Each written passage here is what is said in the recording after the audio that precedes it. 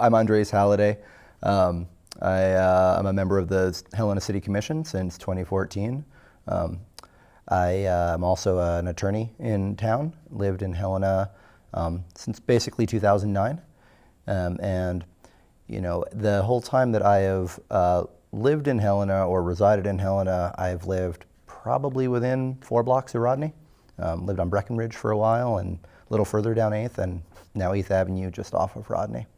So I mean, I think South Central in general is where it's at, but you know, having grown up in a larger city, and then I lived in the Twin Cities for a while, and then Missoula for a little bit, and Helena, I'm always drawn to some little urban corridors, and Rodney is just this really interesting corridor that's just off of downtown, but totally has a separate vibe, totally has its own thing going on, and it's always been a really lovely place to reside when the Vanilla Bean was there, and you could go on a Saturday morning and get you know, coffee and breakfast, or now with the Grateful Bread. Jester is a sort of our neighborhood bar. We used to do our laundry at now your laundromat back in the day when we first moved. So it's always been just this sort of neat little business corridor. But also I love it because I think it's probably one of the densest residential areas in the city, and maybe the most economically diverse. You've got housing on Rodney that's probably below or around $300 a month. And then you've got 2 blocks away houses that sell for $650,000. And that's, you know, I think that's how we make a healthy city and a healthy neighborhood, is people interacting and living their lives and having shared experiences that sometimes have very not shared experiences when we all live separate like that. So I just think it's this really cool neighborhood, city within a city within Helena. I'm so glad I lived around there my entire time in town. You know, I grew up in a city, right, New York City, where I took public transportation in the subway every day, right, wherever I was going, whether it was school, whether it was work. And it didn't matter if you were a store clerk or an investment banker or a doctor, right? You all crowded onto these subways, and you had these shared experiences. You went to public school, and the children of millionaires sat next to the children of individuals who were living hand to mouth. And I think you do a lot of learning and understanding and empathizing with the people around you when that happens. And urban development over the last half century in this country has moved more and more towards segmented populations, where we live in our own little niche, in our own little community, at the end of our road, or sort of on our separate parcel, and then we drive in to do our thing and we leave. And we don't have necessarily those shared experiences. We don't encounter individuals who don't match our world in a lot of cases. And when you live in a place like Rodney, you can't avoid that. And if you don't like it, I guess you leave. But if you live there, I think it makes you a more complete individual, one way or the other. Whether you're, you know, when we were living in a 500 square foot place just off of Rodney, or where we live now, I think it makes us all better as neighbors of one another. I think it's pretty amazing that Rodney has sort of kept this independent character. You'll have cities with a main street, like Last Chance and the Walking Mall, and then you'll have outlying areas, right, that might have their own little sort of urban center, business district. You can kind of see it over in like the 6th Ward with where Haps is and Beatty Park. But very rarely do you see something just hanging off of the side of the major sort of downtown area that could kind of be its own separate, unique creature, because usually it gets enveloped by it or it just gets destroyed by it. And Rodney somehow manages, in just that 4-block space, to be its own separate, unique corridor. And that's pretty, I think that's pretty incredible from a developmental standpoint from the city. It keeps this sort of unique, this independence, this idea of being its own art scene, right, personality. And I love kind of living off of that, but having this separate corridor where I can go, or I don't have to go downtown, but it's like I'm downtown, but in a separate downtown. We'd been hearing for years the need to fix Rodney.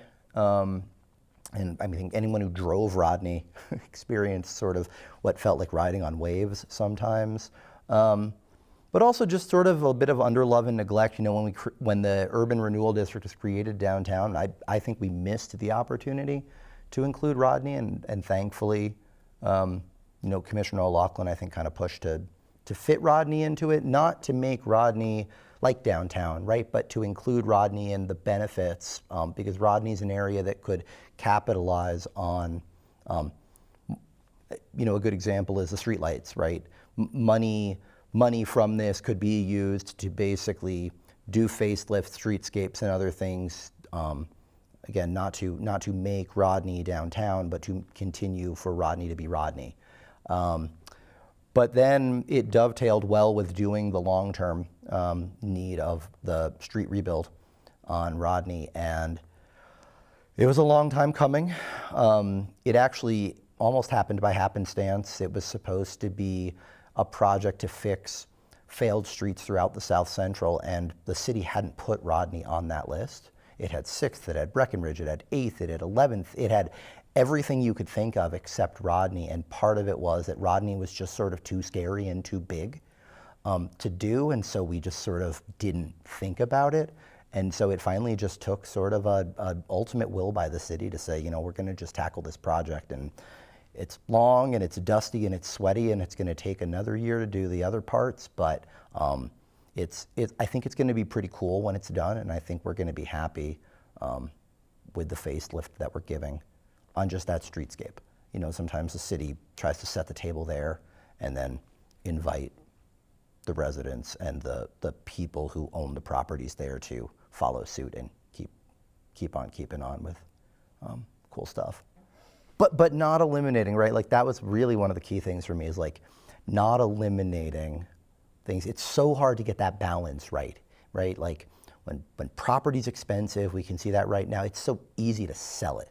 And it's so easy to develop it, and it's so easy to shove people out. It's like, but meeting that balance. And right now, I think we're kind of doing it there, but you know, we got to work on it so hard to not flip over and be like, oh, look at all this nice developable land. Like, let's move everybody out of that apartment building because we can rent those units for $1,500 a month. That would harm Rodney, I think. I would love to see sort of more of that small business type concept there, right? Like you see with Grateful Bread or the Market. You know, I think Rodney could support a couple more things like that. You mentioned a pizza shop or sort of other items like that. But I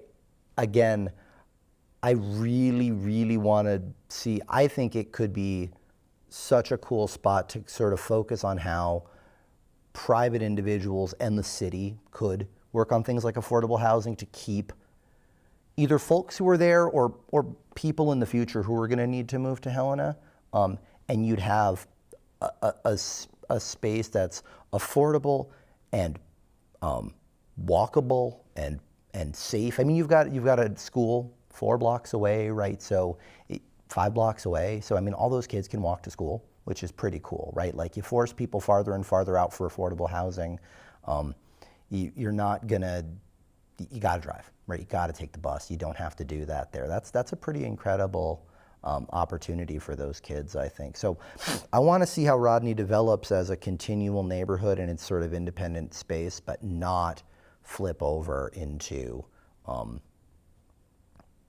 you know, a lot of sort of new urbanism designs really just means like yuppie playgrounds. Not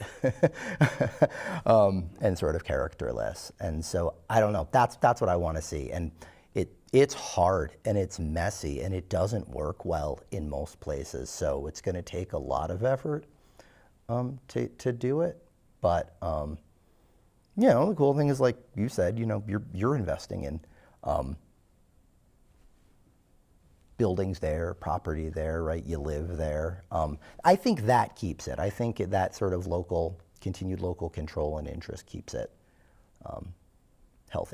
healthier than when people sort of swoop in and buy a multifamily apartment unit or decide I'm going to sort of helicopter in.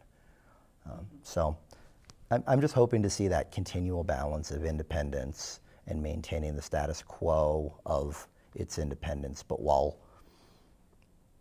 continual development. I think we can balance them if we do it right and work as a community.